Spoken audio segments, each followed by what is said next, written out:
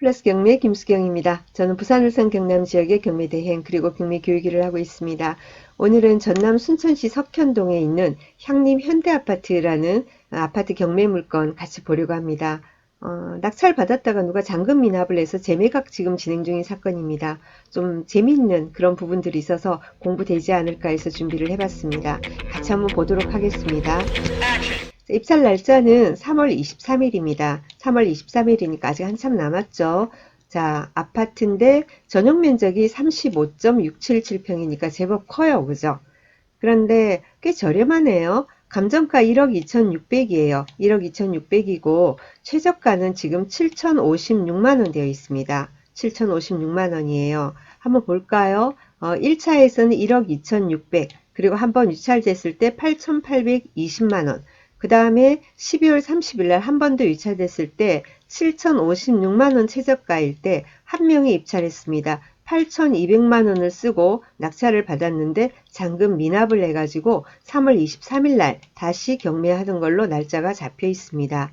자, 잔금 미납으로 인한 재경매 사건인데 이 광주지법 같은 경우에도 잔금 미납으로 인한 재경매도 그냥 입찰 보증금을 10%로 하는 모양입니다. 여기 일단 10%로 되어 있습니다. 근데 지금 여러분 보고 계시는 이게 화면이 대법원 경매정보 사이트가 아니고 그냥 사설 그냥 옥션 사이트예요.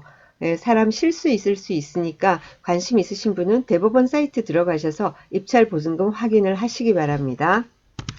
자, 그러면 이게 왜 미납을 했을까 하는 것을 우선 살펴보도록 하겠습니다. 등기부 현황 봅니다. 등기부 현황 보니까 92년도 92년 12월 15일 소유권 보존, 아파트 이때 그죠? 처음 지어져서 첫 소유주다 그죠? 이게 땡땡 산업개발 주식회사 이렇게 돼 있습니다.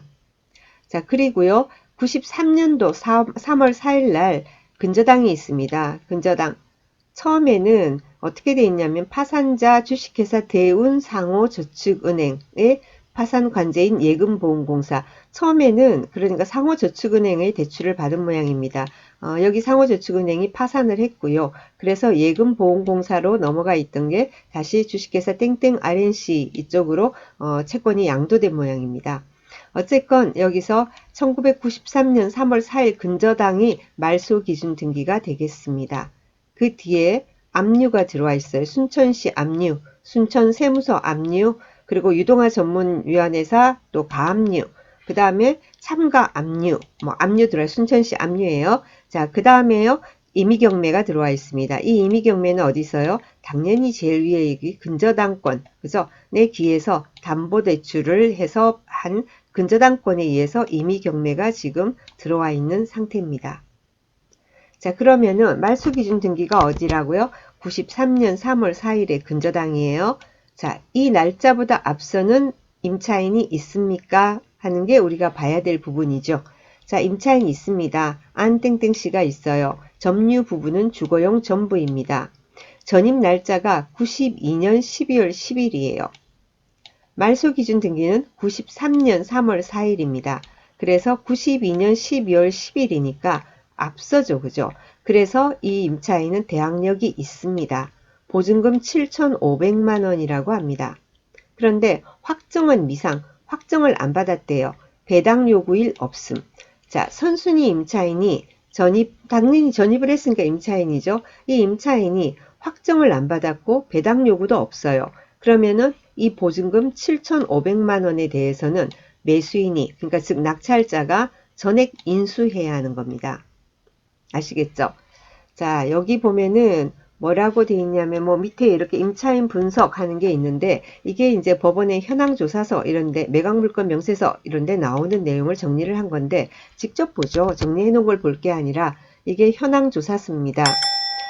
법원의 현황조사서 같은 경우에는 채권자가 돈을 돌려받기 위해서 법원에 경매 신청을 합니다. 그러면 수일 내로 법원 집행관이 현황 조사를 갑니다. 현장에 나가서 사람을 만나면은 이러이렇게 경매가 진행이 된다. 그리고는 권리신고라든지 배당 요구라든지 이런 거에 대해서 안내가 되고요. 사람을 못 만나면은 안내문을 부착을 하고요. 그리고는 주민센터에 가서 전입되어 있는 사람이 있는지를 한번 열람을 해보게 됩니다. 그래서 그렇게 그날 자기가 현황 조사한 내용을 조사서를 해가지고는 이제 법원에 집행관도 이제 제출을 하게 되는 거죠. 그 현황 조사서와 그리고는 등기부 등본에 있는 그 내용을 종합적으로 봐가지고 매각물건 명세서를 작성해서 법원에서 또 우리한테 제공이 되게 되죠. 자, 현황조사서 내용입니다. 현황조사서는 그런데 지금이 아니고 경매라는 거는 경매 신청 들어오고 한참 있어야 빨라야 7, 8개월 늦으면은 뭐 1년 몇 개월 뒤에 그죠? 한참 길어질 수도 있어요. 그렇게 이제 공고가 되기 때문에 지금 현재는 현황이 달라질 수 있지만 일단은 현황조사서는 경매가 들어오고 곧 이어서 집행관이 나가서 그 당시의 현황이다라고 보시면 됩니다. 자, 집행관이 나갔을 때 어떠했느냐라는 내용이 나와 있죠. 본건 현장 조사 시에 폐문 부재하여 문이 닫혀 있어서 점유자를 만나지 못하였고 현관문에 임차인 권리신고 안내문을 부착하였음 이라고 했습니다. 그리고요. 그 다음에 밑에 내려가서는 이 조사서 해가지고 또 있어요. 뭐라고 돼 있냐면 점유인 안 땡땡 당사자 구분 임차인 점유 부분은 전부이다. 방 한 칸 이런 게 아니고 아파트 한 채 전부다 이 말이죠. 용도는 주거용이다 했습니다. 점유 기간은 모르겠다 이렇게 나와 있어요. 보증금 7,500만 원이다. 월차임은 없다. 월차임이란 거는 월세 내는 거예요. 전입일자는 92년 12월 10일이다. 이렇게 돼 있고요. 자, 그 다음 이 기타에서 나온 말이 본건 임대차 관계 조사서상 임차인 안 땡땡의 임대차 보증금 7,500만 원은 임차인의 처하고 전화 통화를 한 모양이에요. 자, 가서 현관문에다가 임차인 권리신고 안내문을 부착을 했잖아요. 그걸 보고 전화가 와서 집행관하고 통화를 한 모양이에요. 그래서 그 임차인의 부인이 뭐라고 했냐면은 임대차 보증금은 7,500만 원이다. 그렇게 얘기를 한 모양이에요. 그리고 전입 날짜는 전입세대 열람을 했으니까 아는 거고 이렇게 되어 있습니다. 현황조사서에 왜 이렇게 되느냐라는 거죠. 현황조사서 뭐라고 그랬습니까? 경매 신청 들어오고 이내 바로 조사 나가서 거기서 탐문조사를 통해서 아는 내용인 거예요.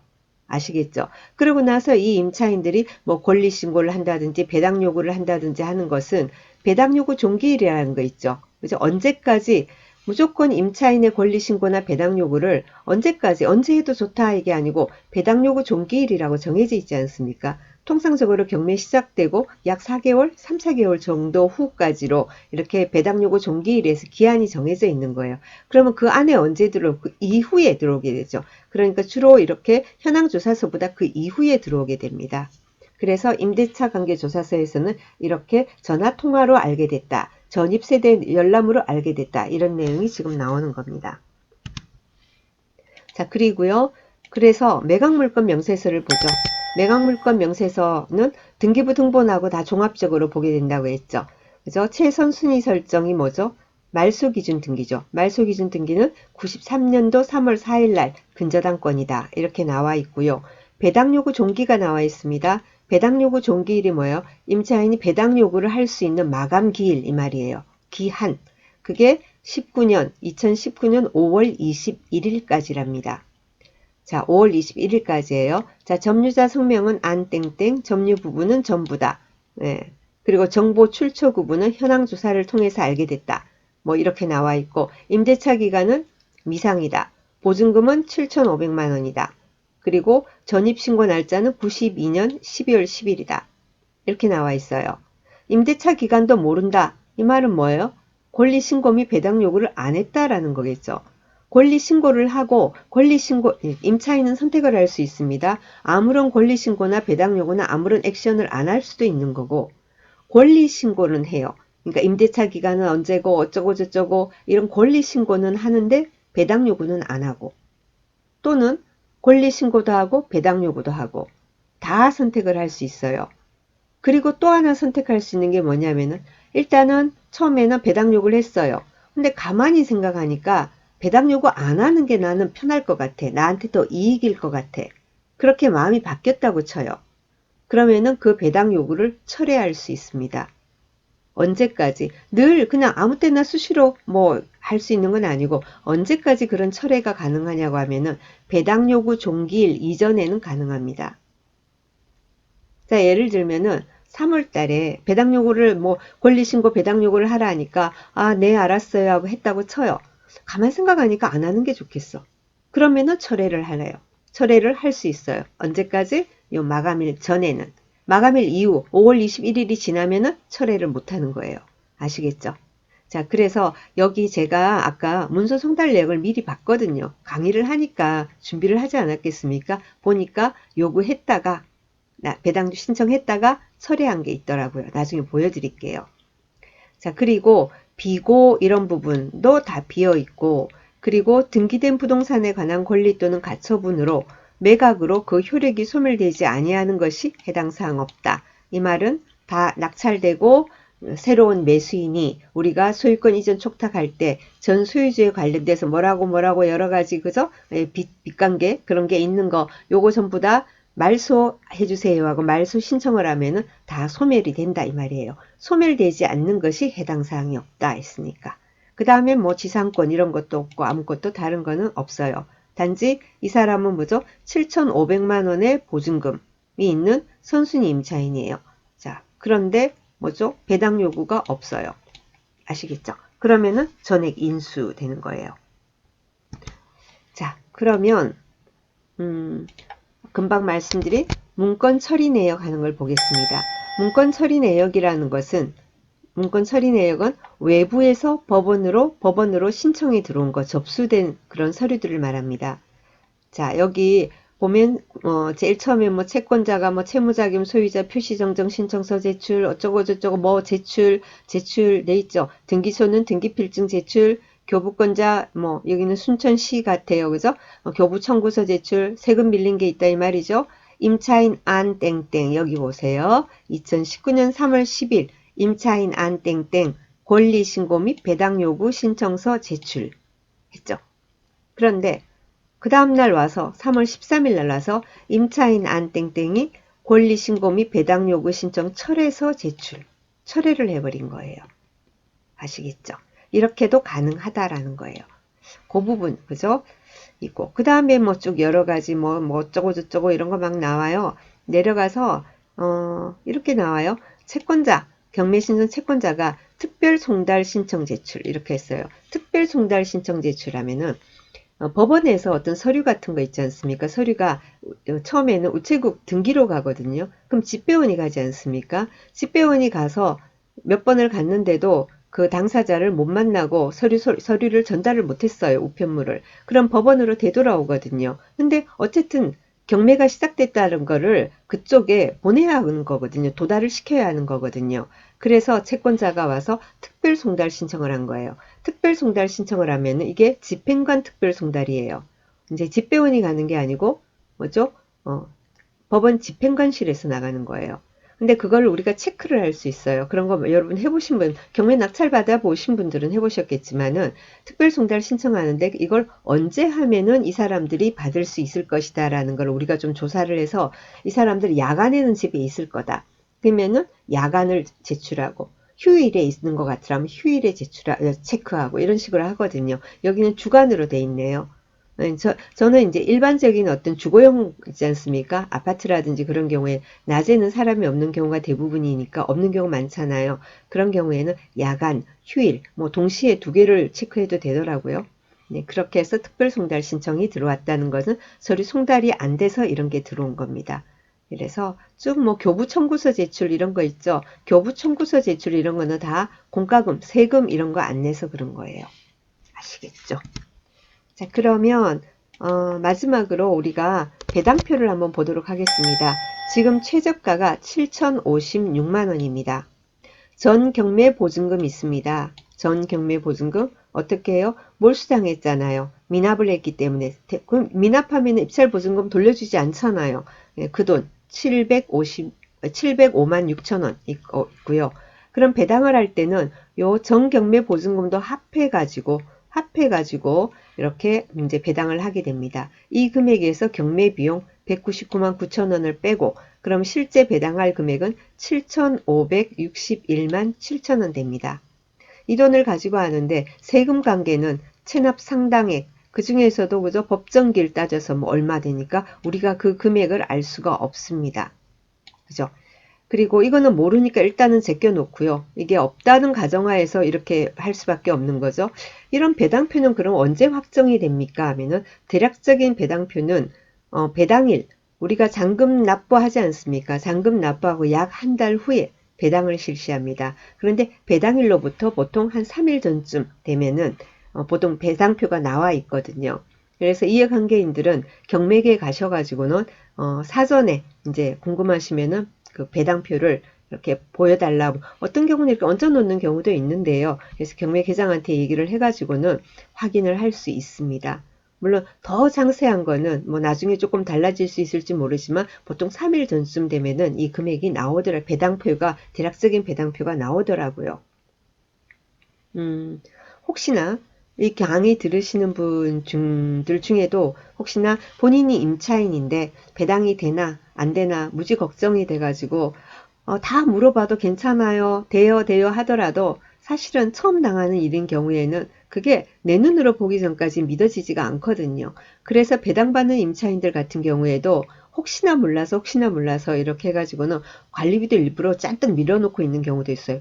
만에 하나 못 받게 되면은 나는 이거라도 막 이런 식으로 해서 관리비도 잔뜩 밀어놓고 그런 경우 많이 있습니다. 어쨌든 다시 이제 본론으로 돌아와서 이 세금 관계는 알 수가 없고 아까 7,500 얼마를 가지고 배당을 하잖아요. 그죠? 근저당권자 채권 최고액이 6천만 원입니다. 6천만 원까지 받을 수 있는 거죠. 6천이 될지 6천이 덜 될지 알 수 없지만은 여튼 이 돈을 가지고 세금을 생각 안 하면 100% 배당이 됩니다. 그리고 이제 돈이 남거든요. 그러면 그 다음 가압류권자한테 넘어가게 됩니다. 여기가 예를 들면은 가압류 이런 식으로 채권자들끼리 있으면은 이 금액을 안분 배당을 하게 되겠죠. 안분 배당을. 그런데 근저당은 물건이고 가압류는 채권이잖아요. 물건이 우선 아닙니까? 그래서 물건 같은 경우에는 물건이 다 받고 남는 게 있어야 그 다음으로 넘어가는 거예요. 자, 이렇게 되는 상태입니다. 그럼 임차인은 어떻게 해요? 임차인은 배당 요구 자체를 안 했잖아요. 그러니까 당연히 그것도 선순위 임차인이 그랬으니까 7,500만 원에 대해서는 매수인이 전액 인수를 하게 되는 거고 그렇습니다. 이 가압류권자가 못 받고 이런 건 우리하고 상관이 없어요. 아시겠죠? 그래서 이렇게 내려가게 되고 순천시 예를 들면은 세금 순천시 순천세무서 이쪽에 세금이 상당히 많다. 그래서 여기 경매 신청한 채권자 그죠? RNC 이쪽에서 자기들이 채권 최고 6천만 원이라고 하는데 6천을 다 배당을 못 받을 수도 있습니다. 개인 같은 경우에도 세금이 그저 사업하는 사람들 세금이 상당할 수 있는데 아까 거기는 기업인데요. 그런 데는 세금이 얼마나 많겠습니까? 예, 그러니까 그런 경우 여기서 여기 금액이 많아 버리면은 여기서도 6천만 원 자기 받을 걸 다 못 받을 수도 있게 돼요. 아시겠죠? 자, 그런데 예, 이게 이렇게 지금 되는데요. 여기서 우리가 한 가지 생각을 해봅시다. 선순위 임차인이 권리신고 및 배당 요구를 했다가 철회를 했습니다. 그죠? 선순위 임차인이 권리신고도 하고 배당 요구에 철회를 했어요. 근데 철회를 안 했다고 우리 가정을 한번 해봅시다. 신청을 했다. 자, 근저당보다 앞서요. 그죠? 근저당보다 앞서는 저기예요. 근저당보다 앞서는 근저당보다 요 사이 그죠? 세금 있고 요 바로 밑에 들어가지게 되는 거예요. 소액 임차인 최우선 변제에는 해당이 안 되는 금액이라서 최우선 변제가 없거든요. 이 금액이 예를 들면은 뭡니까? 여기서 뭐라고 할까요? 이 세금 부분이 엄청나게 많아서 이 사람이 7,500 아닙니까? 선순위는 7,500인데 7,500을 가지고 전액 배당을 받으면 되는데 전액 배당을 못 받고 일부만 받고 일부를 못 받게 되면 나머지를 우리가 인수해야 하죠. 자, 배당 순서가 뭡니까? 세금, 그죠? 경매 비용은 당연한 거고, 세금 하고 나서 세금이 법정 기일 앞선 거는 앞설 수 있으니까 그 금액을 우리가 알 수 없단 말이에요. 그러니까 이 사람이 뭐죠? 이 임차인이 얼마를 배당받게 될지 알 수가 없는 거죠. 금액이 애매모호해지는 거예요. 입찰자 입장에서 뭔가 명확해야 될 거 아니에요. 명확하지 않은 거예요. 얼마를 내가 인수하게 되는 거지? 세금을 모르는데? 이렇게 되면 세금 금액에 따라 인수금액이 달라지게 되니까. 그러면 누가 입찰을 들어가겠습니까? 불안해서. 그죠? 그런데 다행히 이 임차인이 아예 권리신고 배당 요구를 한 거를 철회를 해버렸기 때문에 이 금액은 우리하고는 상관이 없어요. 입찰자 입장에서. 7,500만 원이지 않습니까? 이 7,500만 원만 인수하면 되는 거예요. 그러면 어느 시점에 입찰을 들어가느냐? 7,500을 인수하고도 저렴하다. 라는 그 타이밍까지 기다렸다가 들어가면 되는 거예요, 그냥. 아시겠죠? 음. 차라리 이게 편한 거예요. 그래서 이 임차인이 현명한 선택을 했다라고 저는 보여집니다. 아주 똑똑한 사람이에요. 문의를 잘해서 컨설팅 해주는 사람이 잘 또 설명도 했을 테고 아니면 본인이 똑똑하고요. 본인 스스로 했으면 대단하신 거고요. 그렇습니다. 그래서 이 물건 같은 경우에는 전액 인수 금액이 정확하게 나와 있기 때문에 금액만 유찰만 좀 거듭돼서 시세 판단 잘 해가지고 하시면 됩니다. 그리고 댓글 같은 데 문의가 있던데요. 이 임차인은 그러면 어떻게 해야 합니까? 뭐 돈만 주면 바로 나갑니까? 그러더라고요. 돈을 이제 임대차 기간에 따라서 달라지죠. 임대차 기간이 만료가 됐는지 아니면 묵시적 갱신이 돼 있는지, 그죠? 그런 경우도 봐야 되고, 만약에 이게 묵시적 갱신이 돼 있는 상태라면은 이제는 묵시적 갱신이 돼 있는 상태 같으면 서로 간에 얘기를 해야죠. 서로 간에 언제까지 그러면 비워달라 이렇게 먼저 요구를 하고 그리고 그게 몇 달이더라? 제가 갑자기 생각이 안 나. 일정 기간이 지나야지 3개월인가?